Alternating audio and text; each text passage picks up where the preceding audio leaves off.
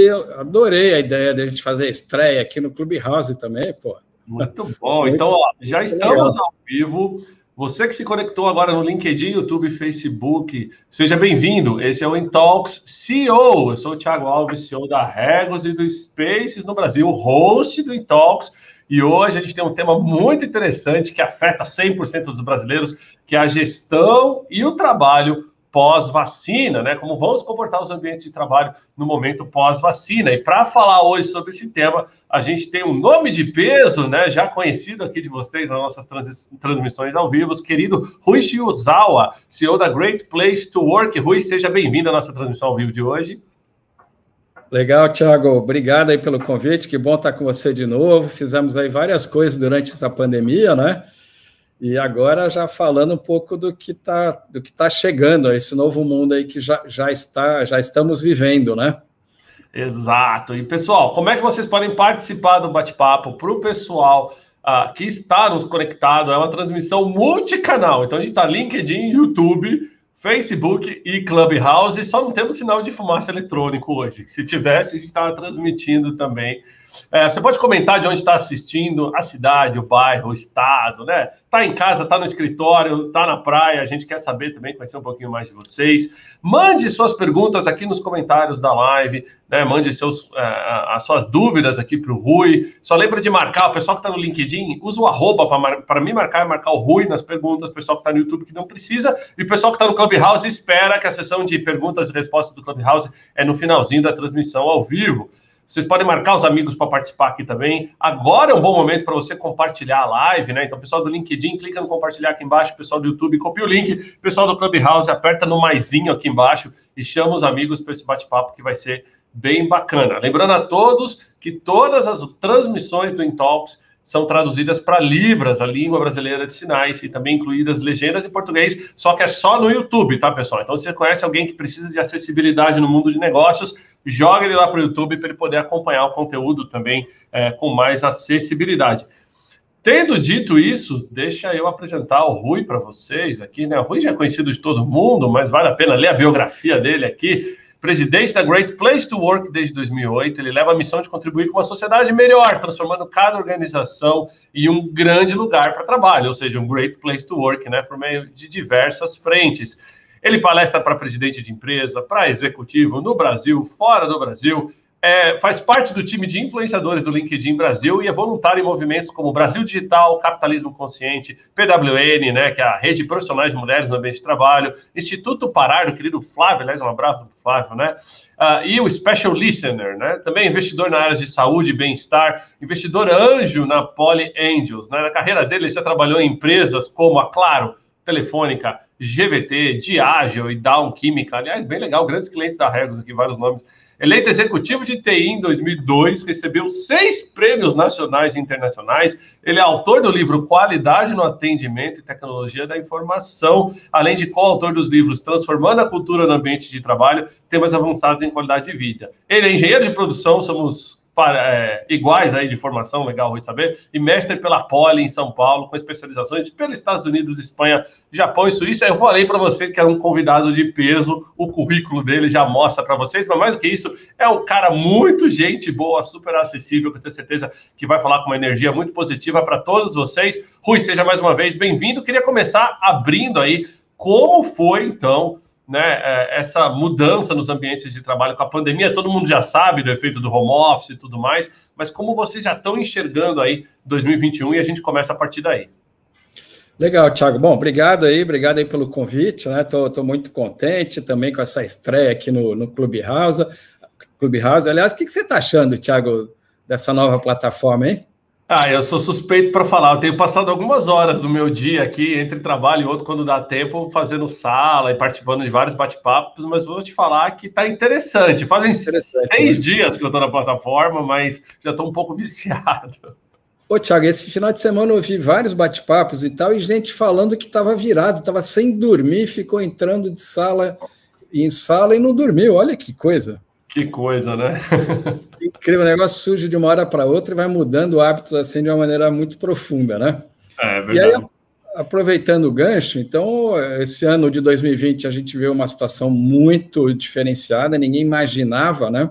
passar por isso, e eu queria começar comentando algumas lições que a gente teve em 2020, Thiago. Práticas que as empresas tiveram que foram fundamentais para ajudá-las a passar por esse período.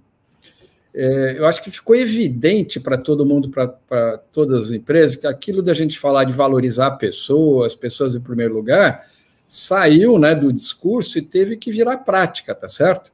As empresas tiveram que se reorganizar, seja do ponto de vista físico, prático, organizacional, e do ponto de vista de negócios também. Então, isso você não faz de uma hora para outra se não tiver um grande envolvimento, uma grande participação das pessoas e das equipes, né? Então, que lições a gente teve, Thiago, no ano passado? Acompanhando, né, 3.168 empresas no ano passado, foi o dado do Great Place no Brasil. Dos 100 países que o Great Place atua, é o país onde a gente tem mais participação, mais empresas que são acompanhadas pela gente. 3.160. Muito legal, a gente fica muito orgulhoso. E claro que dá para a gente um aprendizado muito grande, né, de ver tudo que as empresas estão fazendo e as práticas que têm dado certo. Então, eu queria destacar 3 práticas, tá, Thiago? Primeiro, as empresas se reorganizaram no primeiro momento, em primeiro lugar, a partir do seu propósito, dos seus valores. Quer dizer, elas deixaram muito claro, debateram isso profundamente com as equipes. Por que nós existimos? O que nós estamos fazendo aqui? Para que a gente serve?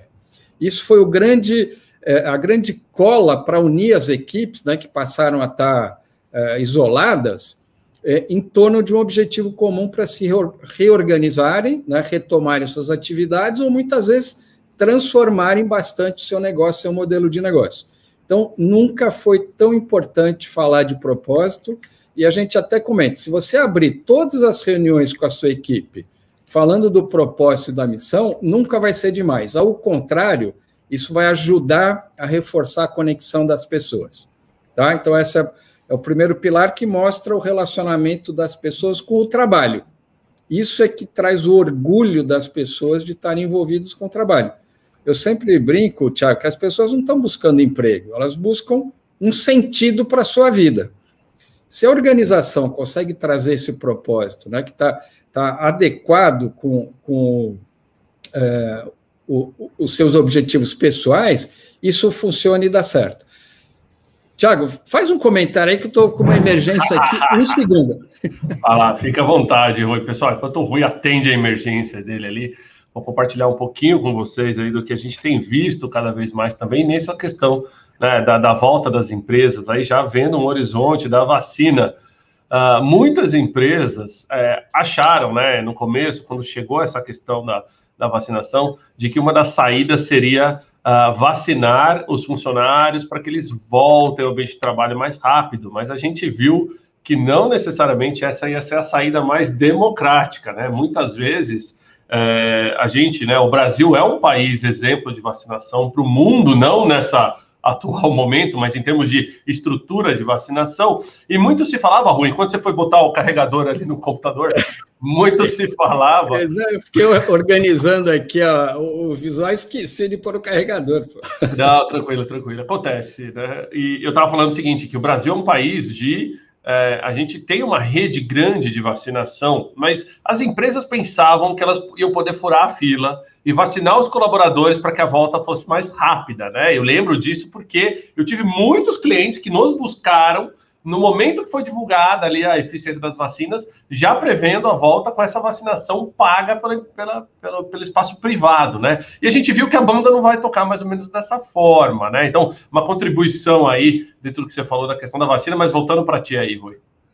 Não, mas você deu um gancho aí muito legal, Thiago, porque esse negócio de você colocar as pessoas no centro, né, do seu processo decisório, o que quer dizer isso? Você está cuidando das pessoas, você está incentivando negócios e você está estimulando a cidadania. Não dá para essas 3 coisas andarem separadas.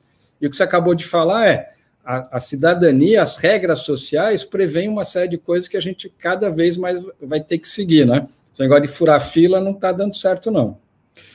Mas voltando, né? Então, o primeiro pilar é esse, propósito. As empresas, então, que conseguiram trabalhar bem com propósito, conseguiram se reorganizar melhor e saíram fortalecidas desse processo, tá?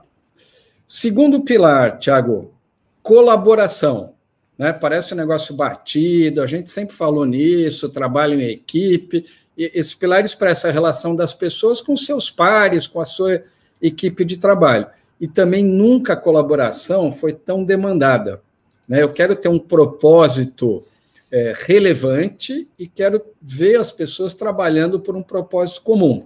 No momento em que a sociedade está parecendo muito dividida, muita questão de ódio circulando, nunca a colaboração, o espírito de equipe, a camaradagem foi tão necessário, tão desejado pelas pessoas.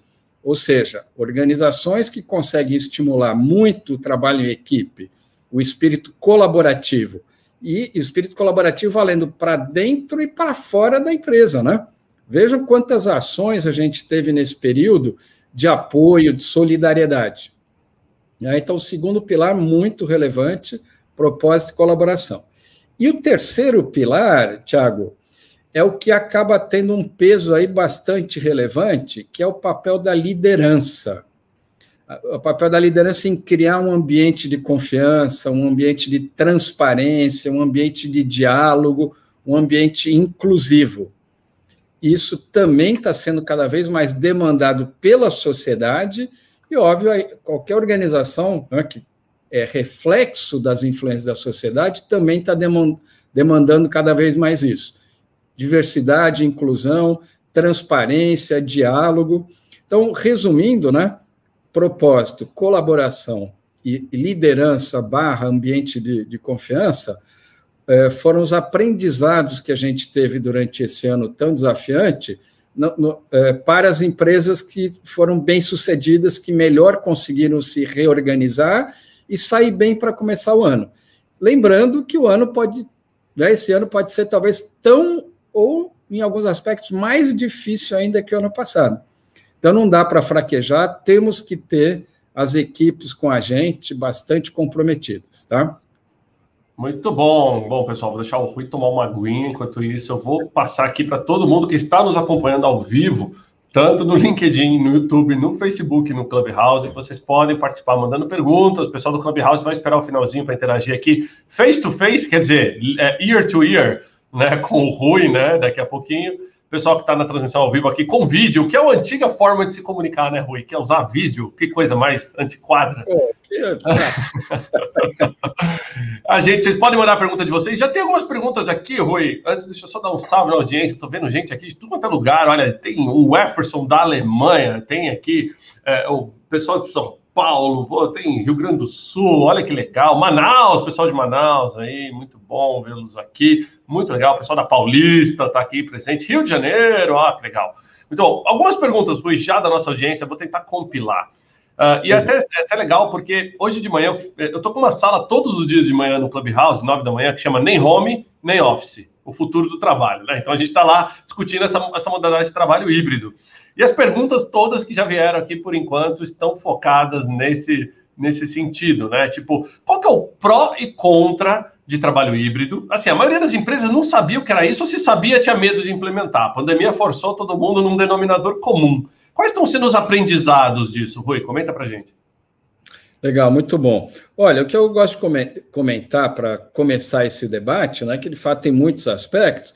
Primeira coisa é, pergunte para as pessoas, né, converse com as pessoas, porque cada negócio tem uma característica, cada setor de atividade tem uma característica, cada pessoa tem uma vida particular, né, com características que podem facilitar ou atrapalhar qualquer um desses modelos.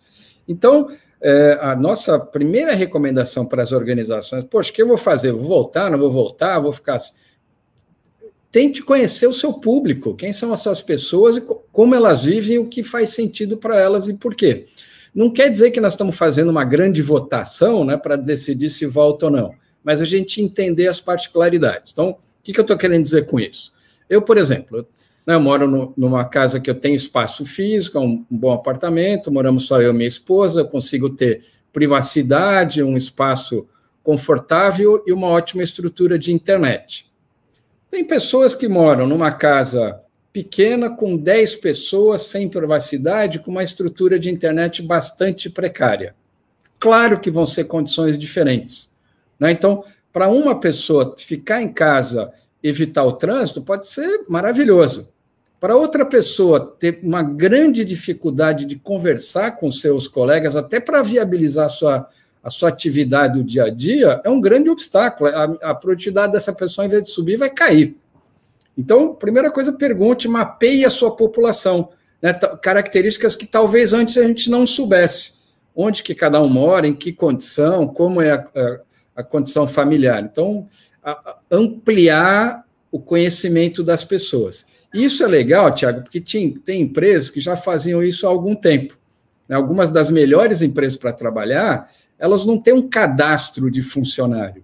Elas fazem como se fosse um recenseamento dos funcionários, né, com um detalhe das pessoas muito grande para poder interagir, para poder pensar em como apoiar melhor essas pessoas, ou como tomar decisões mais adequadas. Tá? Então, essa é a primeira coisa. Segunda coisa, né, se demonstrou que aquele modelo mais tradicional de gestão, aquele modelo de comando e controle, aquele modelo que todo mundo, eu tenho que estar olhando todo mundo, saber se o cara está chegando na hora ou não, se ele está trabalhando, esse modelo desmontou, né? Então, já tinha centenas de livros falando isso, agora, na prática, ele foi desmontado. Porque ou você cria um novo modelo de gestão, tendo pessoas do seu lado, tendo pessoas à distância, tendo pessoas em outros países, em outras cidades, ou você cria uma forma de gerir, integrar essas pessoas, influenciar positivamente, inspirar, desenvolver, ouvir, né, nessa nova condição, ou esse gestor vai ter muita dificuldade. Então, um grande e novo desafio, né, ou um desafio acentuado para os novos líderes que estão se formando e para os que já estavam aí. Né? Mudou, não dá mais para você querer usar aquelas ferramentas antigas. Né? Terceiro ponto, a condição aí a mistura, né, de vida pessoal e profissional se intensificou demais, também pelas características pessoais de cada um. Então, uma família, né, um casal, que os dois trabalhem, tem 2, 3 filhos em idade escolar, nessa pandemia, o horário, vamos dizer assim, de trabalho dos pais depende muito da condição dos filhos. Se eles estão indo para a escola ou não, se eles têm tarefa online, como é que eu organizo? Então, uma série de novos desafios estão com os pais em casa, que tem que se adaptar a isso. Então, a empresa tem que entender isso e poder contemplar. Então, aquele modelo, né, que prevê que eu vou gerenciar por desafios, por projetos, ao invés de por horários, né, vai se tornar predominante. E vai se manter, mesmo que eu volte integralmente para o ambiente de trabalho. Essas conquistas, esses avanços, né, eles não retrocedem.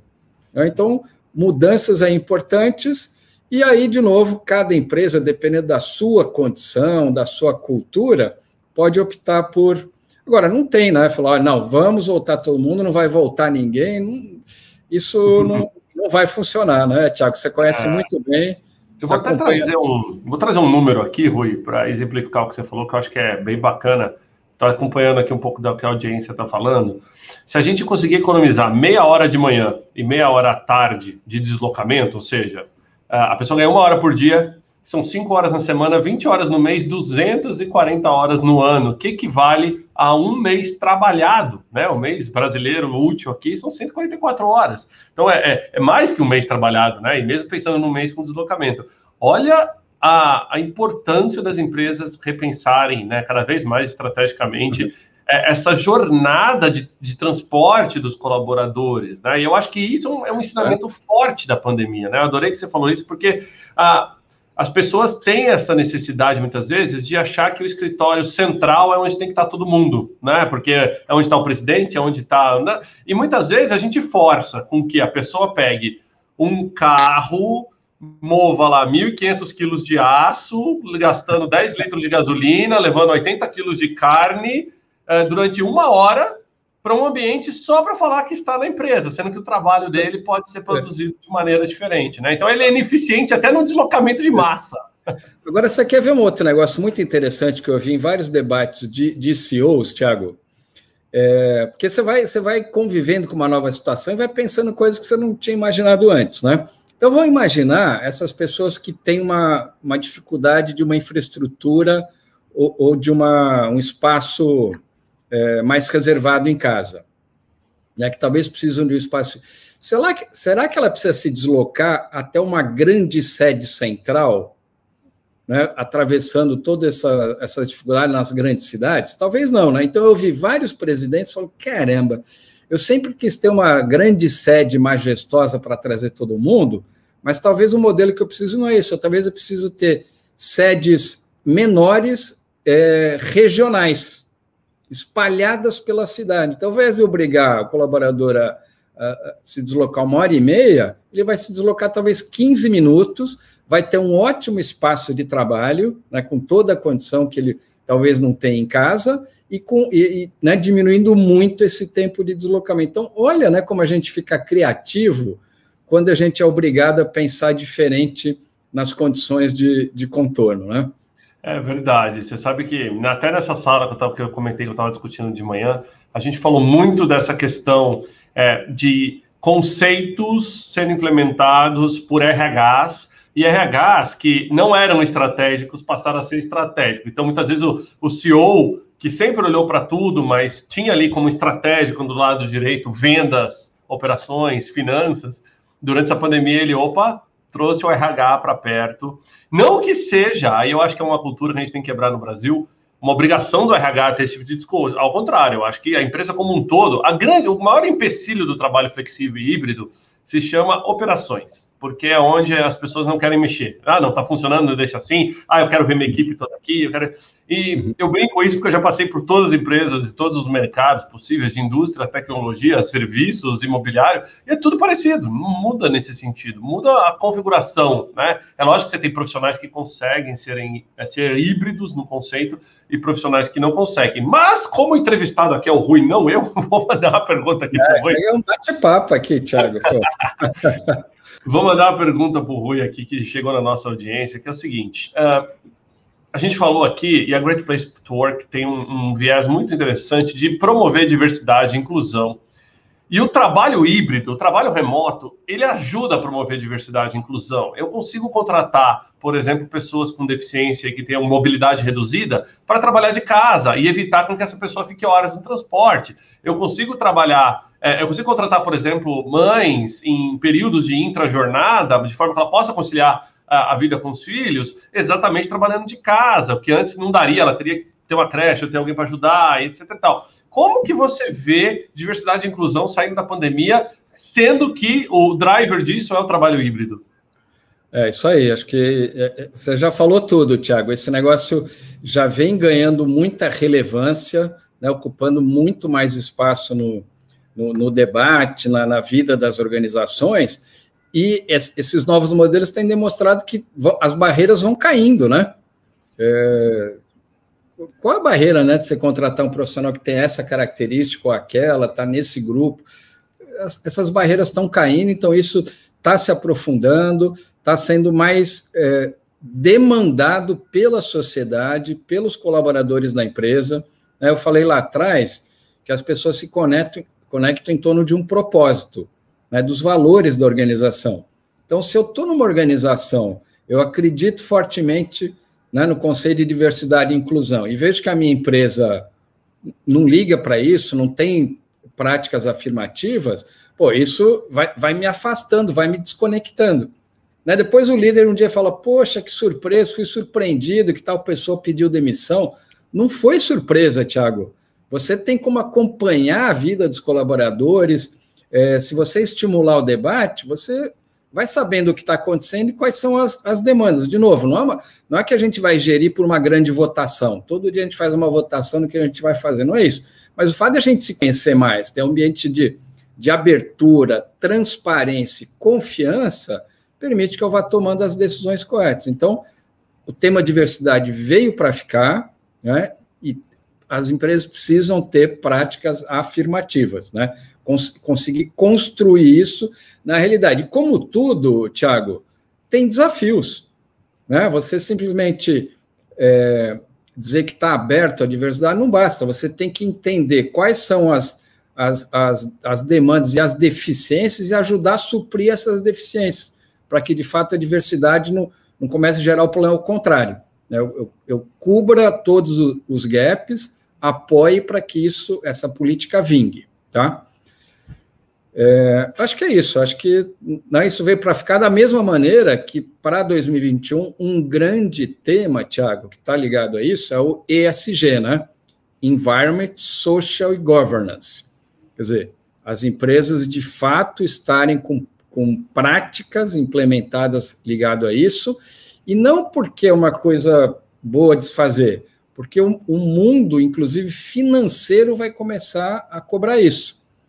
Né? Hoje existe talvez quase que um excesso de capital aí circulando no mundo para investimentos, só que esses investimentos estão sendo direcionados. Um dos requisitos é organizações e países que respeitam as práticas do ESG. Por que eu vou colocar meu dinheiro num país ou numa organização que não tem práticas de cuidado com o meio ambiente, de preocupação com a responsabilidade social, ou tem modelos de governança deficientes? Eu não vou colocar em outro lugar. Eu tenho bastante capital disponível, mas também tem muito lugar buscando. O que tem de startup, por exemplo, esse mundo das startups está uma efervescência fabulosa. Né? O Brasil já está com, acho que são 12 unicórnios, e esse ano vamos ter mais várias outras.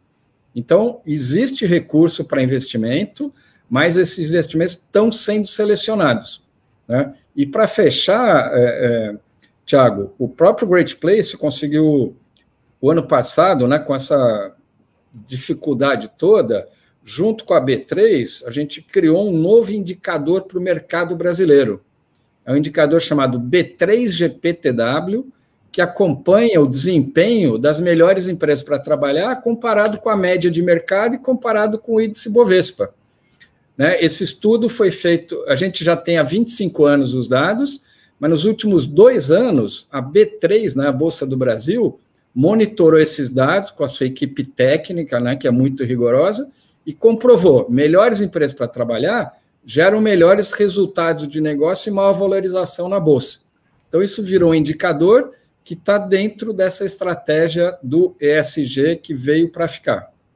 Muito bom, obrigado, Rui, pelas informações. Eu tinha visto essa notícia pela B3, eu ia até te perguntar, estava nas minhas notas aqui, foi bom que você já trouxe, parabéns, porque aqui no Intalks a gente sempre promove muito bate-papo sobre diversidade e inclusão, e eu acho que sim, as empresas agora... É a primeira vez, né, Rui, que a gente tem uma crise com o ser humano focado no centro da crise, no mundo inteiro e todo mundo, né? Então, chegou a hora que todo mundo vai sair dessa pandemia, pelo menos com mais empatia, pelo menos, né, espero eu, né, olhando mais para o ser humano e a vez de sermos humanos. E não dá para a gente falar... O pessoal fala muito assim, novo normal, velho normal. Eu sempre brinco o seguinte, cara, não dá para falar de novo normal, porque o que a gente tinha antes não era normal, né? Você ter país injusto, não ter diversidade, não ter inclusão, não é o normal, não posso aceitar aquilo como normal. Então, que agora seja um novo diferente, que seja a oportunidade de gestores, presidentes de empresas, empreendedores, ou qualquer pessoa que tenha oportunidade de mudar, que mude a realidade, para trazer diversidade, para trazer inclusão para dentro dos ambientes de trabalho, e isso automaticamente reflete na sociedade. Não tem que esperar que a sociedade mude para que eu mude minha empresa, tem que ser exatamente o contrário, né? Vou fazer a minha parte e isso vai ter um impacto na sociedade. Thiago, gostei muito de como você caracterizou essa situação do ano passado, né, dos anos mais recentes. A primeira crise que o centro é o ser humano, né? Outras crises foram financeiras, a crise do subprime, sempre questões concretas, financeiras, de segmentos, né, da economia. Agora não, a crise é em torno das pessoas. Ou a gente preserva a vida das pessoas, ou o mundo para, né? Então, esse assunto está em evidência e a grande chance da gente evoluir como sociedade, né? Exato. Muito bom. Rui, deixa eu trazer algumas perguntas aqui da audiência. O pessoal do Clubhouse está animado aí, várias mãozinhas levantadas. Espera aí um pouco. Segura aí, galera. Daqui a pouco a gente sobe vocês aqui para falar. Por enquanto, a gente está pegando aqui a audiência do LinkedIn, YouTube, Facebook. Algumas perguntinhas que eu acho que é interessante, ó.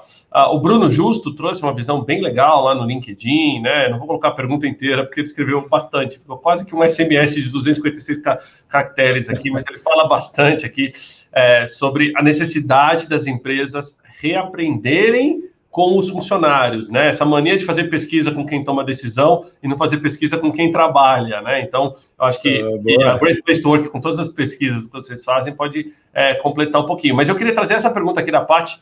Ela queria ouvir a opinião do Rui a respeito de essa nova tendência de universidade corporativa, microtreinamentos, e como que isso ajuda na cultura da empresa, na construção de cultura. Uma vez que a gente está digitalizado, se perdeu aquele body language, né? Aquele encontro, aquela função social. Então, como que esses micros treinamentos e micro desenvolvimento pode ajudar também na cultura da empresa?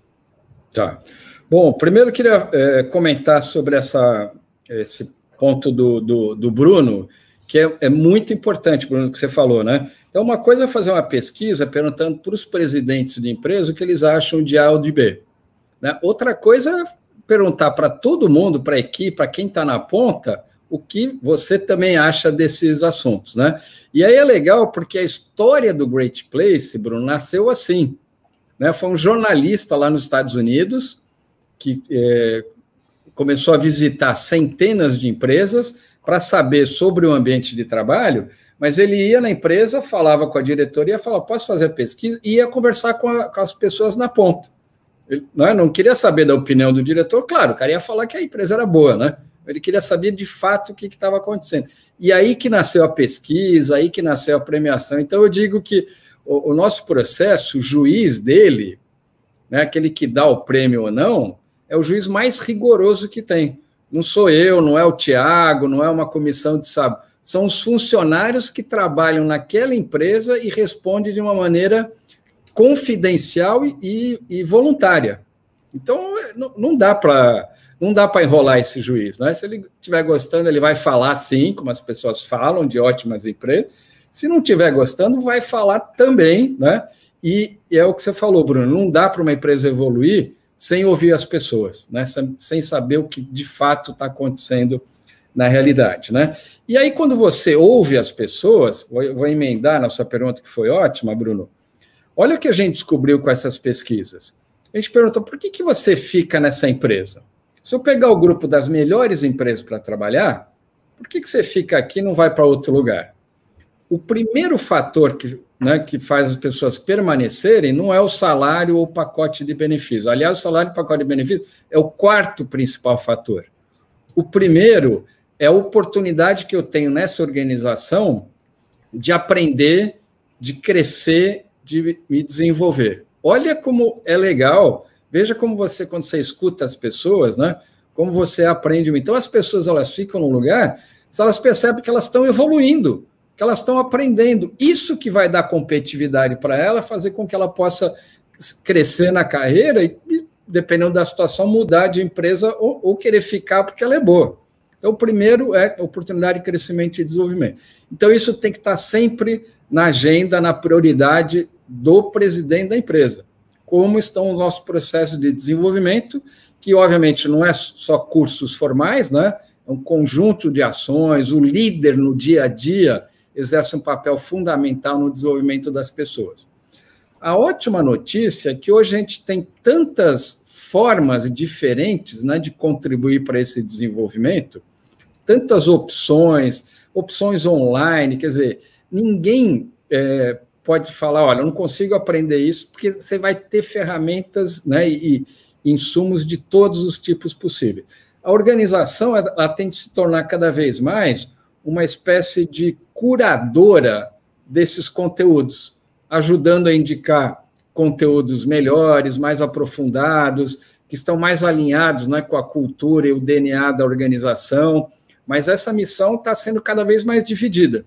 Então, quando eu falo, eu estou aqui, eu tenho um ambiente de aprendizado, não é que a empresa está me dando tudo e eu fico esperando receber. Não, eu também estou tomando iniciativa, eu estou indo atrás, mas a empresa me permite esse ambiente. Né? Eu tenho flexibilidade de horários para me organizar, de tal maneira que eu posso fazer cursos, programas, da maneira que eu quiser, de novo, né, percorrendo essa vasta oferta que existe por aí. E a organização ajudando a fazer a curadoria, orientar os principais temas de interesse que vão suportar o desenvolvimento daquela carreira. Tá? Então, isso é chave, principal fator de permanência das pessoas numa organização. Muito bom, obrigado, Rui. Obrigado a todo mundo que está mandando pergunta aí também. Para você que chegou agora, a gente está ao vivo em 4 canais, LinkedIn, YouTube, Facebook e também no Clubhouse, conversando com o Rui Shiozawa. Rui, me ensina a pronunciar o seu sobrenome certinho para não errar. Shiozawa. Isso, gente, eu acho que cada vez que eu falei seu nome aqui, eu falei de uma forma diferente, desculpa.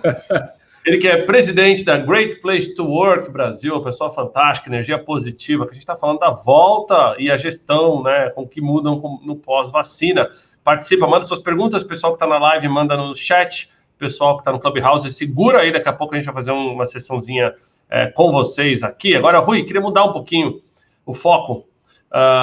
Como que as empresas vão lidar com o medo dos funcionários em voltar para os ambientes de trabalho no pós-vacina, né? Alguma recomendação de vocês em como lidar com isso? Eu sei que a resposta é comunicação, né? Mas a comunicação é a resposta para todo problema empresarial. Você está brincando? A gente brinca que, né, muita gente vai numa empresa já está com o relatório pronto, sempre fala de comunicação e liderança, né? É uma brincadeira, mas é verdade. Esses 2 pontos, se você não estiver tratando isso, desenvolvendo, né, você vai ter problemas, né? Claro que cada caso é um caso, né? Tem os detalhes e tal. Mas, acho que a gente está entrando aí numa parte aí muito importante. Então, nosso pano de fundo aqui é esse cuidado e valorização das pessoas, né? Então, uma coisa que acho que está muito evidente nesse período, Thiago, na verdade, uma situação que já vinha crescendo, mas se intensificou muito ano passado. Os cuidados com a saúde física e mental das pessoas. Já era considerado, a saúde mental já era considerado grande desafio, né, do mundo e das empresas nos próximos anos, e a pandemia só fez acelerar esse processo. Então, coisa que talvez fosse acontecer daqui 2 ou 3 ou 4 anos, né, foram trazidos para 2020. Tá? Então, essa situação é muito crítica. Claro, tem a ver com essa questão que você levantou do medo, né, da volta, mas o que está acontecendo? Vou dar alguns dados, e eu estou falando isso porque a gente está trabalhando muito forte nesse assunto, vamos lançar uma nova pesquisa, novas orientações e sugestões para as empresas no que se refere à saúde mental.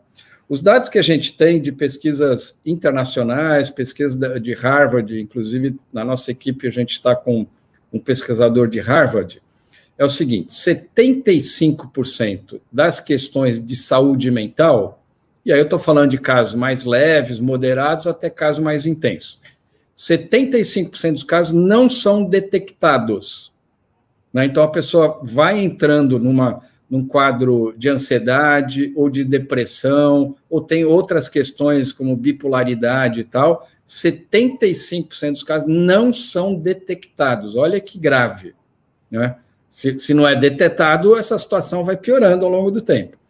Dos casos detectados, ou seja, dessa 25%, né, que apenas que é detectado, metade não é tratado, ou é tratado incorretamente, ou o processo se inicia e é abandonado nas fases iniciais, o que, obviamente, vai agravar muito a situação.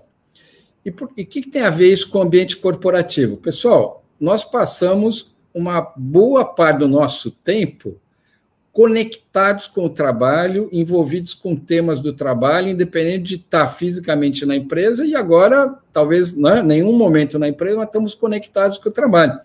Depois que inventaram esse bichinho aqui, né, ele tomou conta da nossa vida. A gente está o tempo todo, quer dizer, quando você está aqui num debate aqui no Clubhouse, é lazer, é um desenvolvimento pessoal, é trabalho, sei lá, é tudo meio junto, né, Thiago? Não tem essa separação, né? Perdão, então, esse tema, né, da questão da saúde mental vai ter que estar na agenda das organizações e dos líderes, esse cuidado com a saúde mental. Até porque muitas das causas dos problemas de saúde mental ou do agravamento é em função do ambiente de trabalho. Ambiente de trabalho nocivos, tóxicos, líderes, despreparados para cuidar de pessoas. E não é por má intenção, é porque não foram preparados para isso. Então, a organização tem o papel de preparar, desenvolver os seus líderes e futuros líderes, e tem a obrigação de olhar para o tema da saúde mental. Tá? Então, isso vai se tornar muito em breve a principal causa de queda de produtividade nos negócios. Então, eu costumo fazer a seguinte conta, eu sou, como você, somos engenheiros, então os números estão na nossa vida. Então, olha que interessante, Thiago. A gente briga muito para conseguir ganhos de produtividade. Eu vou ganhar 5%, 10% de produtividade só implementar uma nova metodologia, um novo software. Agora, olha que curioso. Vamos pensar que eu estou numa organização, tenho uma empresa, cuido aqui de um departamento. A folha de pagamento ou os investimentos ligados a pessoas, benefícios e treinamento, em geral, um dos principais números que aparecem no meu orçamento. Eu não gosto de chamar de custo, eu gosto de chamar de investimento em pessoas. Então, a principal linha aí de investimento na minha área talvez seja pessoas. Quanto que a gente pagou disso no mês passado? Se eu tenho 10 pessoas, cada uma ganha X, eu paguei 100% disso no mês passado, tá certo? Aí eu vou lá, Thiago, nessa empresa, faço a nossa pesquisa e percebo que a empresa tem um razoável grau de engajamento. Um engajamento bom. Eu até certifico essa empresa como um GPTW. Ela tem 70% de engajamento da sua equipe. Olha que curioso. O mês passado eu paguei 100 e uma empresa razoável tem 70 de engajamento. Ou seja, sendo bem engenheiro, bem numérico, se eu melhorar esse 70 para 80 ou para 90, sendo que esse recurso já está na minha empresa, mas por alguma razão essas pessoas não estão dedicadas, comprometidas, ou estão menos do que poderiam. Se eu conseguir melhorar esse ambiente, essa pessoa de fato se conectar com o meu negócio, daí a importância do propósito, daí a importância da colaboração, daí a importância do ambiente de confiança. Se eu aumentar disso 70 para 80 para 90, eu aumentei muito a minha produtividade sem nenhum custo adicional, Thiago. Olha que sensacional. E é por isso que a gente falou da B3, que a gente acompanha o desempenho das melhores empresas, e por isso que elas têm um desempenho superior. Não é porque elas são um treco fora da cor, é porque elas aproveitam melhor o recurso que elas já têm dentro de casa, que já está contratado. Então, cuidar das pessoas faz bem para as pessoas, óbvio, e faz bem para os negócios e para a sociedade, Porque na hora que eu adquiro boas práticas dentro da minha organização, eu vou levar isso para a sociedade. Se eu tenho uma empresa altamente diversa e inclusiva, eu vou passar a praticar isso na sociedade, no meu prédio, no meu condomínio. Muito bom, obrigado, Rui, pelo esclarecimento completíssimo aqui das perguntas. Inclusive, eu tenho um comentário aqui bem legal, doutora Laís César, que é parceira nossa. Inclusive, a gente tem uma sala com a Laís semana que vem, na sala do Nem Home, Nem Office, a gente vai falar de saúde mental dos colaboradores.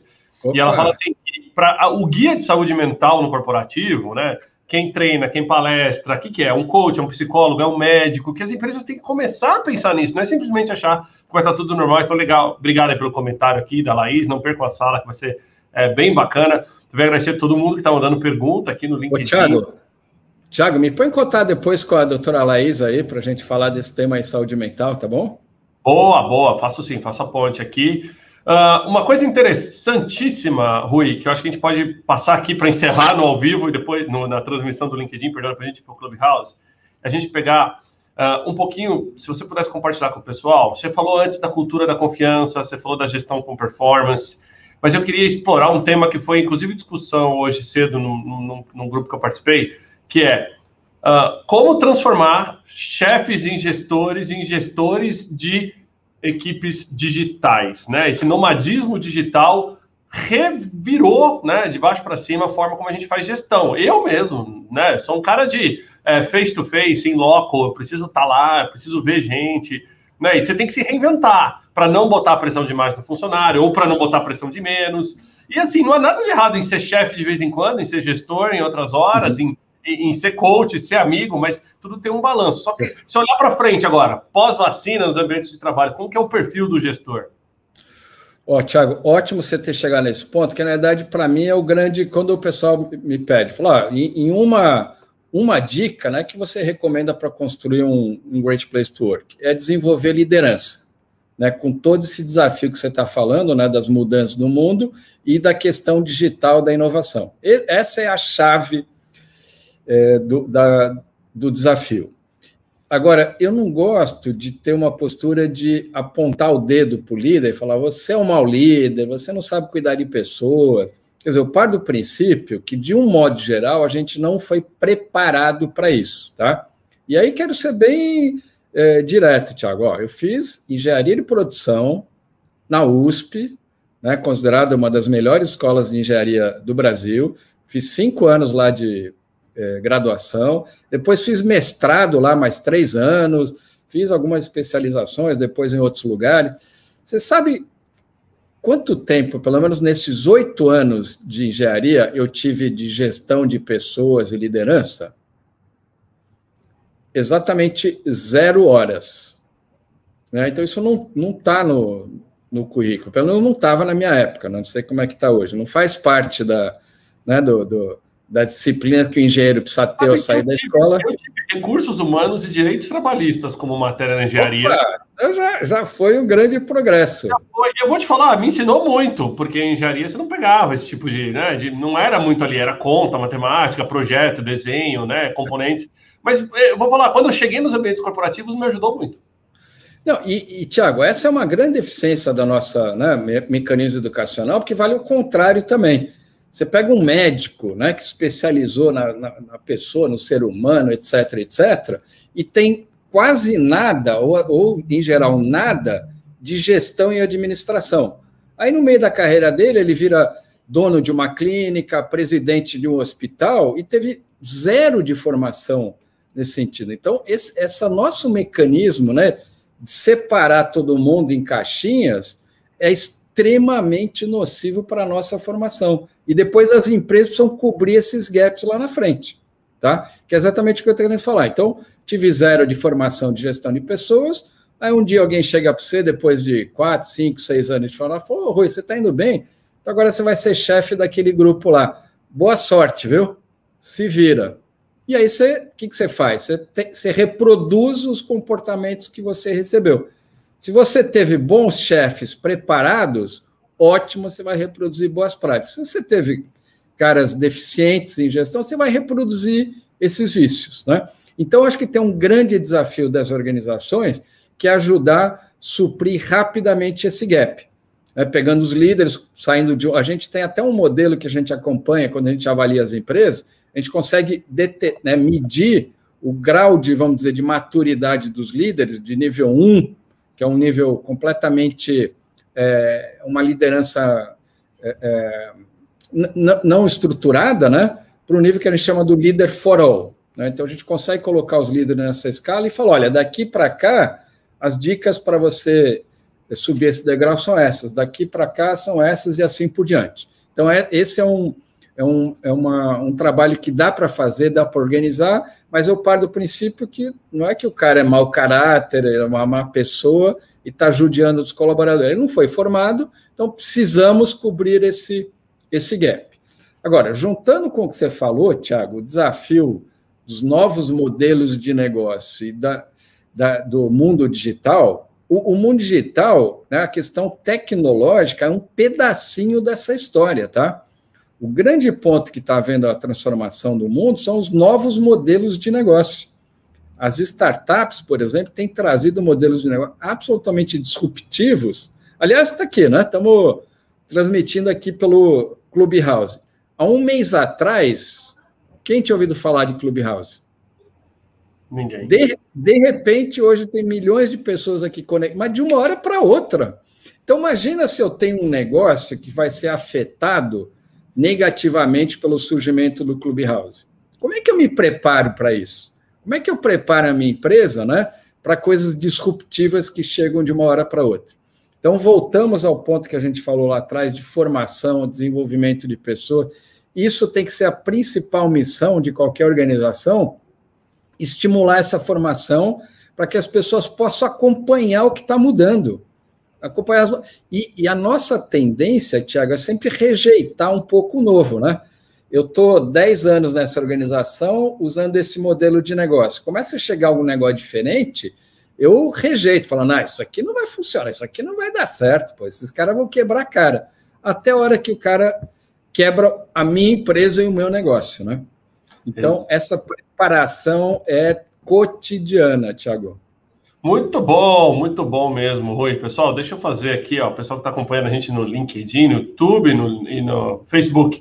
Vou compartilhar rapidinho minha tela aqui para vocês verem. Então, quem quiser conhecer mais a Great Place to Work, entra lá em gptw.com.br, tem o site da Great Place to Work, já está aberto aqui, ó, para o pessoal que quer competir aí nas melhores empresas para trabalhar em 2021 e tudo mais. É muito legal o site da Great Place to Work, tem muitos insights aqui. Quem quer seguir o Rui, vai no LinkedIn, tá perdendo tempo se não seguir o Rui, acha o perfil do Rui, né? O Rui que tem 200 mil seguidores aqui, muito legal. Rui, eu particularmente sigo o Rui há muito tempo, gosto bastante. Agora, fazer uma brincadeira aqui, Rui. Eu ouvi falar Thiago, super multimídia aí, pô, do site. Pô, que legal, é muito bom, tô gostando de ver, Thiago. Agora, vou fazer uma brincadeira. Todo mundo começou a falar de Clubhouse.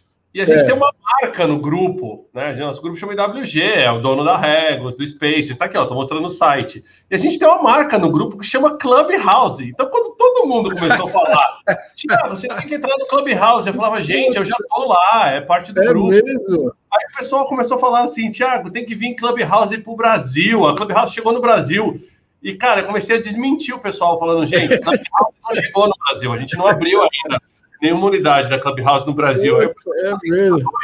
Até a minha ficha cair, que a gente estava falando da mídia social, mas é bem engraçado, porque é uma marca do grupo inglês, a gente comprou uma empresa de coworking lá que chamava Clubhouse, e a gente trouxe a marca. Mas, brincadeira... É engraçado você estar falando isso, porque eu já tinha visto isso, eu fiquei com esse negócio na cabeça em algum lugar. E agora, quando a gente estava preparando aqui a live, a pessoa, esqueci o nome dele, que estava ajudando, o Diego, ele falou... Ô, Rui, você já está no Clubhouse? Aí eu pensei na sua marca.